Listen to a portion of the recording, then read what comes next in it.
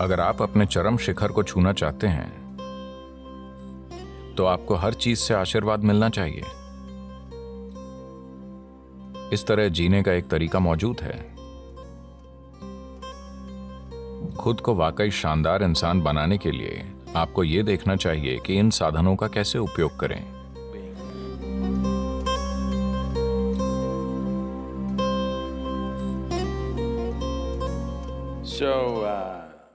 तो ये 7 महीने कई तरह से जाने पहचाने ढांचे तोड़ने और खुशी खुशी नई चीजों में कदम रखने के लिए बनाए गए थे। वैसे आप में से कुछ इच्छुक थे, कुछ को थोड़ा धक्का देना पड़ा और कुछ को ज्यादा धक्का, पर सभी ने अच्छी साधना की। तो ये बहुत अच्छा है कि आप यहां आए हैं। कई लोग कह रहे हैं कि साधना पद के लोग वाकई शानदार हैं। ये अच्छा है।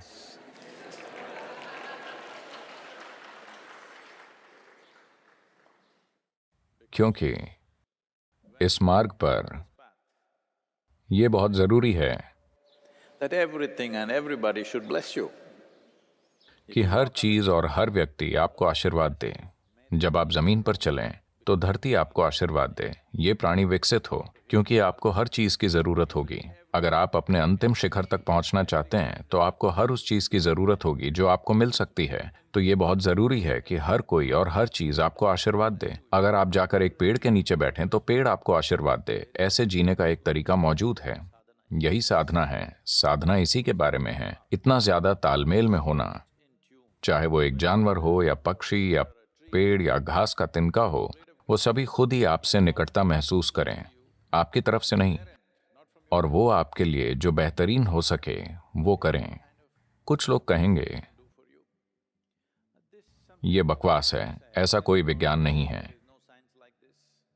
वो सोचते हैं कि विज्ञान प्रयोगशाला में होता है।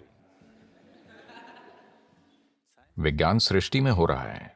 आपने बस कुछ चीजें देखी हैं, किसी ने सब कुछ नहीं देखा।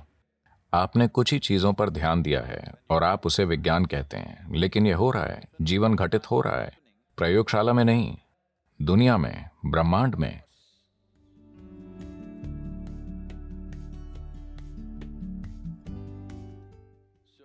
तो एक मददगार माहौल बनाना ही इस संस्कृति का मुख्य उद्देश्य था हमेशा।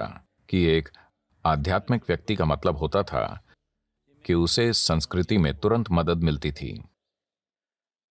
जैसे आपने ध्यानलिंग मंदिर में कुछ पैनल देखे हैं, आपने तमिलनाडु के संतों और सिद्ध लोगों के पैनल देखे हैं।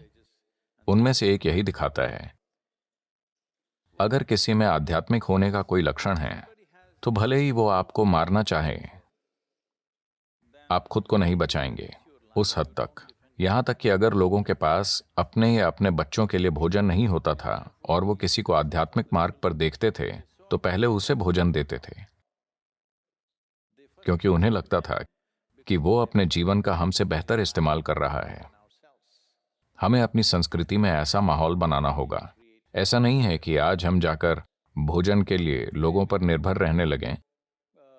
हम दूसरे तरीकों से चीजें कर सकते हैं। मैं इकोनॉमिक फोरम में था तो हर कोई मीटिंग्स में व्यस्त था।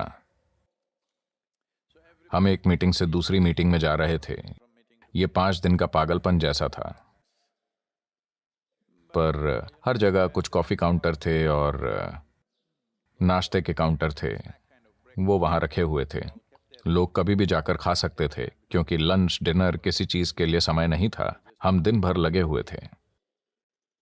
मैंने देखा, मैं कोई बयान नहीं दे रहा हूं किसी भी इंसान पर नस्ली टिप्पणी, लेकिन मैं बस गौर कर रहा था।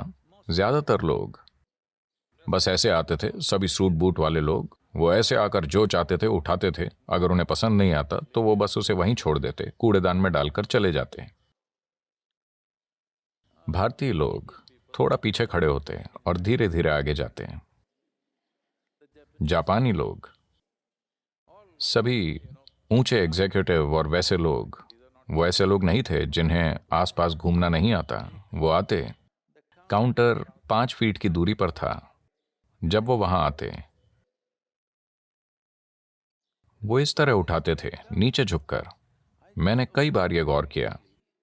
मुझे लगा कि ये बहुत बढ़िया है कि वो किसी से ग्रहण भी नहीं कर रहे हैं, नाश्ता बस रखा हुआ है, पर उसे उठाते समय उसके प्रति एक कृतज्ञता और भक्ति भाव मौजूद है। वो आखिरी कुछ कदम झुककर चलते हैं।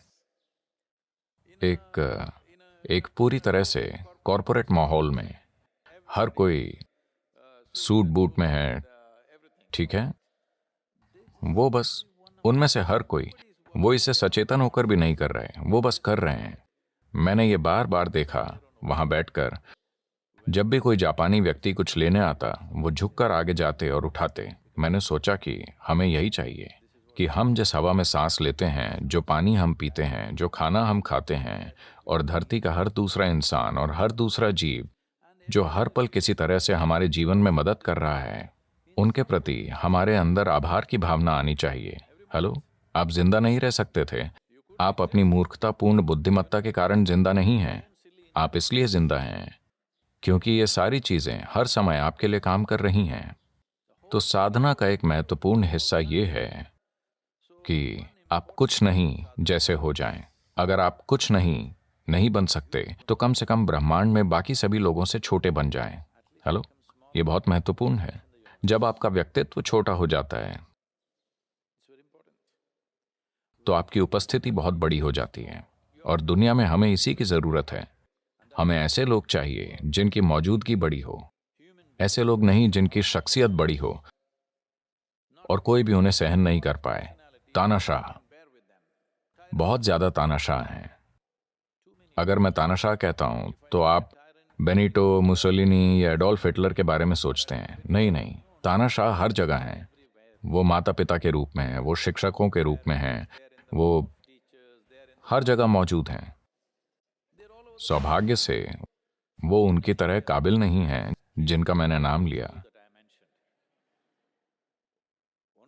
सिर्फ उनकी नाकाबिलियत की हम तारीफ कर रहे हैं, पर वो तानाशाह हैं। तो विकास के लिए एक महत्वपूर्ण चीज ये है, विकास को इस तरह मत समझिए। विकास का मतलब बारीक हवा की तरह हो जाना है, ताकि आपकी उपस्थिति प्रबल हो, पर आपका व्यक्तित्व कुछ नहीं की तरह हो, ताकि आप हर चीज में फिट हो जाएं। यह बहुत महत्वपूर्ण है। लचीलापन, कम से कम शरीर को, हमने उसे पिछले कुछ महीनों में थोड़ा लचीला बनाया है। क्या उन्होंने आपको झुकाया, आपको थोड़ा तोड़ा है? कुछ हड्डियां मेरे ख्याल से हमें अभी भी तोड़नी बाकी हैं। सिर्फ शरीर नहीं, शारीरिक लचीलापन ही नहीं, एक जीवन के रूप में आपको लचीला होना होगा। अगर आप दुनिया में कुछ करना चाहते हैं, तो आपको किसी भी स्थिति में फिट होकर उसे बदलना आना चाहिए।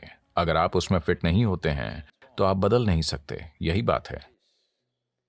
तो अब जबकि 7 महीने बीत चुके हैं और घर या जहां भी जाने का समय है, मुझे आशा है कि आपके पास आज भी एक घर है।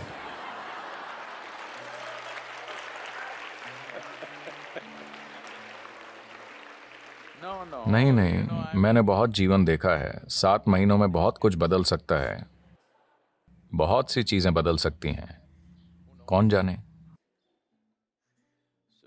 तो आप जहां भी जाएं, साधना जारी रहनी चाहिए, ठीक है? साधना ऐसी चीज नहीं है जिसे आप याद करें, अरे हमने साधना पद किया था, बहुत अच्छा था। ये इस बारे में नहीं है। साधना जारी रहनी चाहिए। आपको ये देखना चाहिए कि खुद को एक वाकई शानदार इंसान बनाने के लिए इन साधनों का उपयोग कैसे करें। मुझे ऐसा होते हुए देखना है।